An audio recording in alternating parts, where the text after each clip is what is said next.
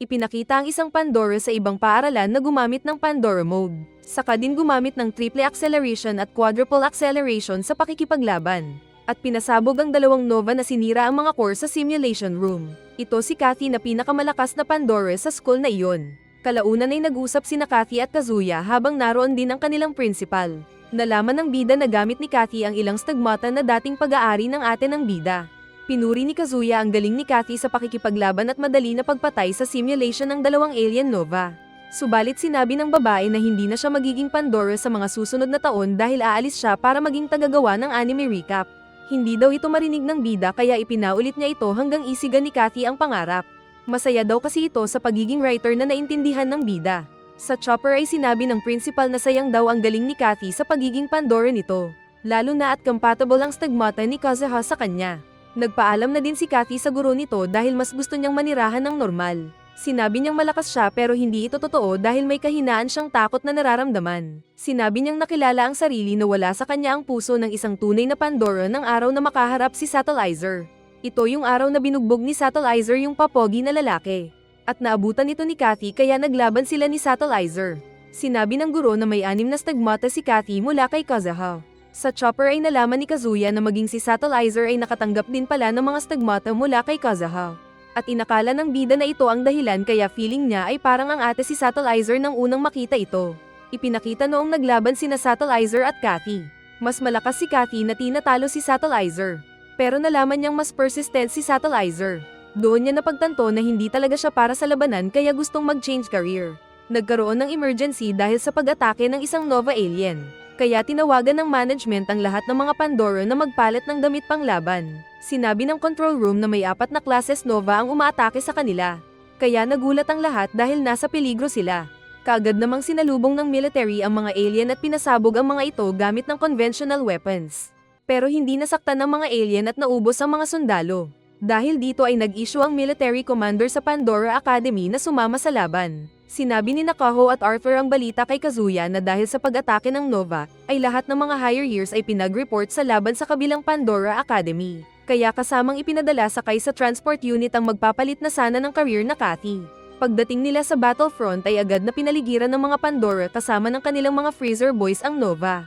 Saka din sila kaagad sabay-sabay na umatake gamit ng kani-kanilang mga bilis at sariling Volt Weapon. Malakas ang pag-atake ng mga Nova pero sa tulong ng mga limiters ay napoprotektahan ng mga babae. Nagawang masira ng mga assault team ang armor ng Nova. Saka din ginamit ni Kathy ang quadruple acceleration para sana sirain ang core ng Nova. Pero pinatalsik siya ng depensa ng alien kaya siya nasaktan at nagtaka. Aatake sana ulit ang mga decoy team. Subalit nagpalabas bigla ng malaking energy beam ang alien Nova at sumabog ng malawak ang lugar. Kaya nagulat ang mga guro at principal dahil unang beses nilang masaksihan ng power ng Nova na iyon. Kalaunan pa ay tinawag na din ang mga 4th year sa paaralan ng mga bida kaya may mga dumating na choppers. Naiinis si Satellizer na iniwan ng ibang mga babae saka naglakad. Natigil siya nang marinig si Kazuya at ng mga kakwentuhan na pinag-uusapan siya. Nagtanong si Nakaho at Arthur kung ayos lang ba kay Kazuya na hindi pa siya binasbasan ni Satellizer. At sumagot ang bida na ang mahalaga ay si Satellizer ang partner niya. Kaya nanlaki naman ang mata ng babae. Subalit nang sabihin ni Kazuya na siguro ay feeling kapatid niya si Satellizer, ay tumakbo ang babae na iniwan ng mga burger na kakainin sana nilang dalawa. Ipinakita naman ng battlefield kung saan si Kathy lang ang natitirang nakatayo. At lahat ng kanyang mga kasama ay tigok at nasaktan. Biglang naglabas ng galamay ang Nova at pinulot si Kathy.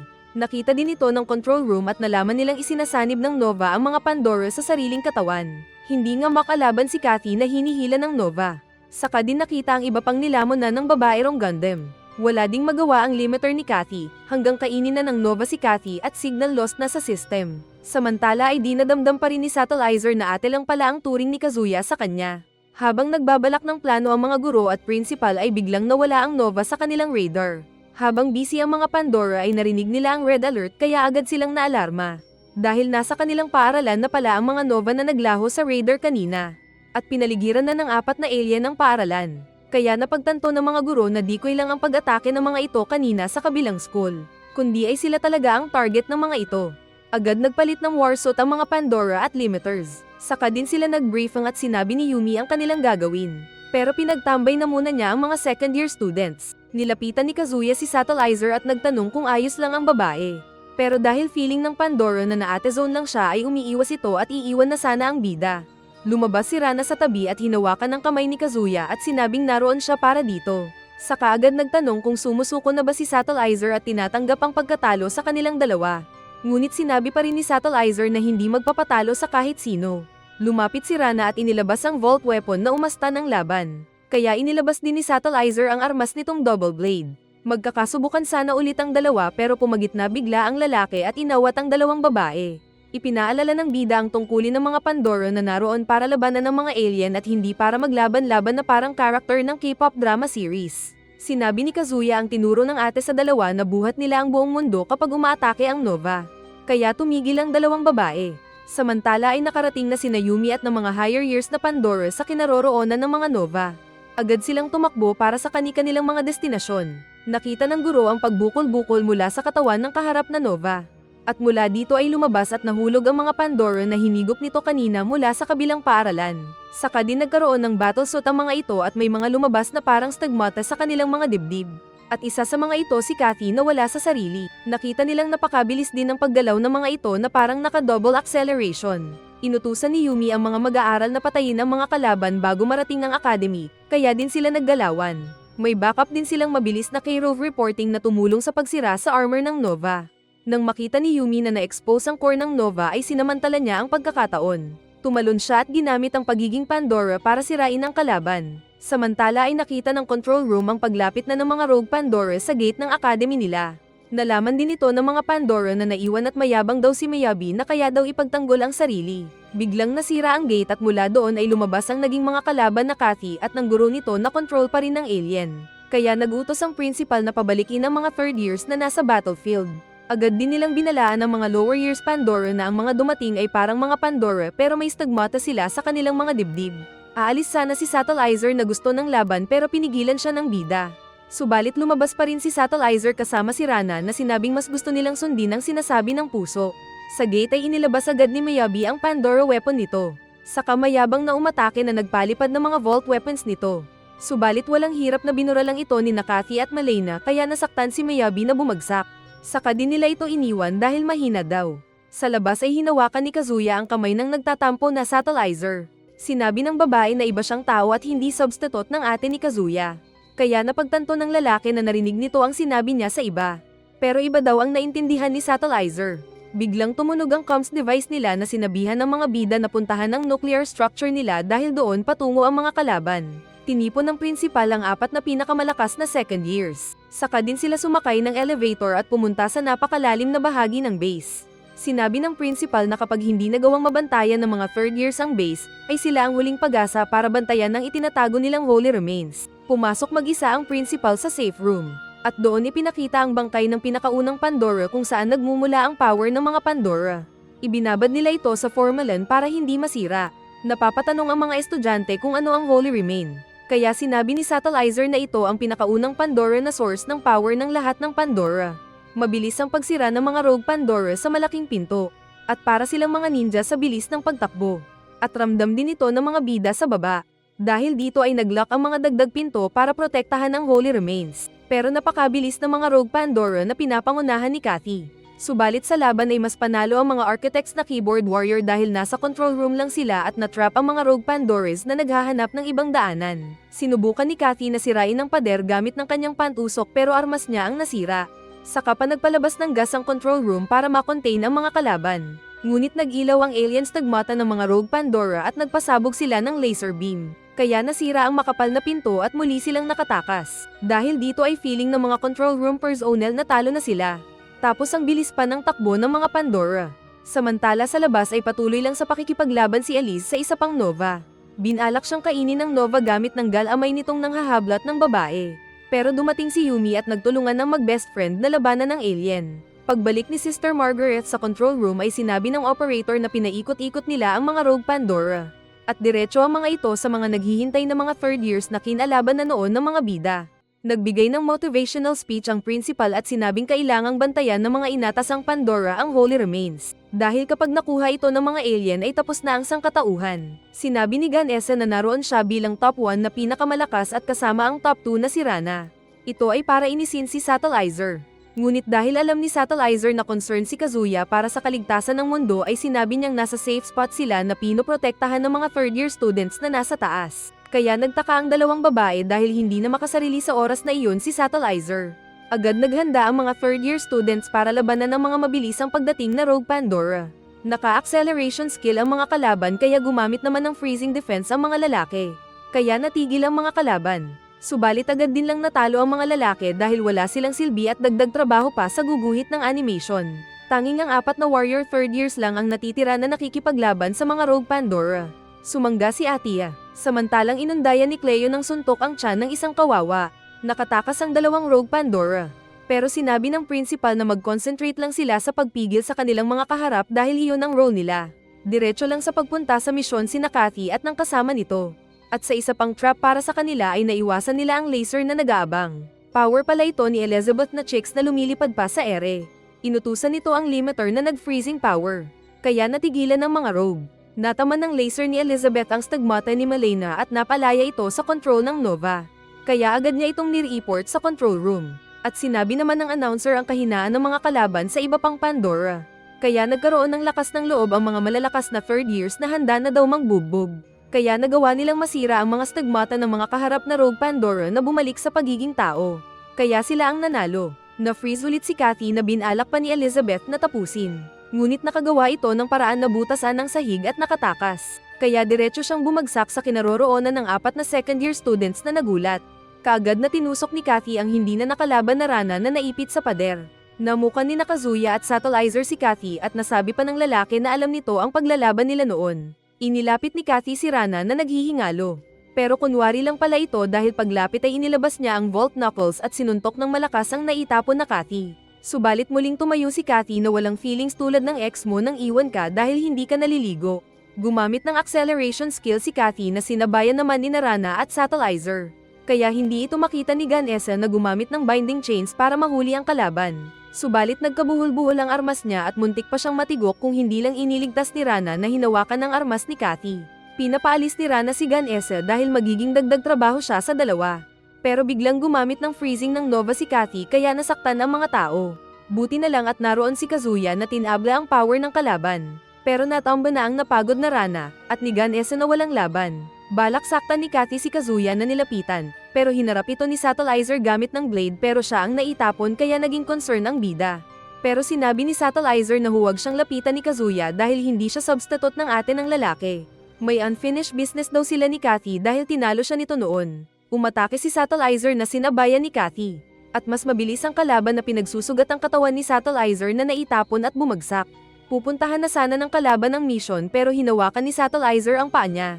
Kaya niya muling ini-slice ang blondie na nasaktan. Ginamit ni Satellizer ang buong lakas at nag-Pandora mode na lumabas pa ang fairy wings sa likod. Saka din siya mabilis na umatake.